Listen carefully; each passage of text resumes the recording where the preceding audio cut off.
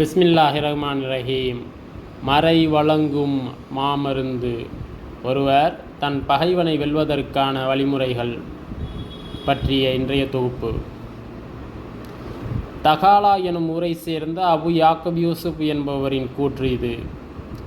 இப்ராஹிம் பின் மூசா பெரிதும் சிறப்புடையவர். அவரின் பிரார்த்தனைகள் இறைவனால் ஏற்றுக்கொள்ளப்பட்டன. அதற்கு மாறாக ஈசா பின் தாவூத் என்பவர் அவ்வலியா எனப்படும் இறை என்பர்களின் அற்புதங்களை மறுக்கக்கூடியவர். முன்னவர் பின்னவரை சபித்ததால் ஈசாவுக்கு பைத்தியம் பிடித்துவிட்டது. அவர் தம் அறிவை இழக்கலானார். இந்த நிலையில் அவரின் இறுதி காலம் வரை நீடித்தது. அந்த ஊரில் கொடுமை மிக்க மந்திரவாதி ஒருவன் இருந்தான். அவனது கொடுஞ்செயலைக் கண்டு அஞ்சிய மக்கள் அவனை பற்றி இப்ராஹிமிடம் எடுத்து சொல்லி முறையிட்டார்கள். மக்கள் அனைவரையும் கடற்கரையில் கூடுமாறு இப்ராஹிம் சொன்னார்கள். பிஸ்மில்லாஹிர் ரஹ்மானிர் ரஹீம் என்று 1000 தடவையும், லா இலாஹ இல்லல்லாஹு என்று 1000 தடவையும் ஓதினார்கள்.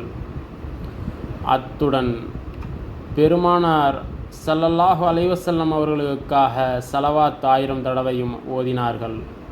அந்த மந்திரவாதியை 1000 தடவை சபித்தார்கள்.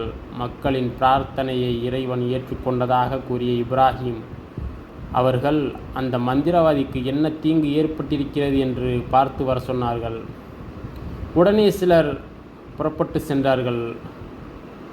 அந்த மந்திரவாதி தலை குப்புற கிடந்ததை கண்டார்கள். இந்த நிலை அவனுக்கு மரணம் வரை நீடித்தது. அல்ஹம்துலில்லாஹ், அல்ஹம்துலில்லாஹ், அல்ஹம்துலில்லாஹ்.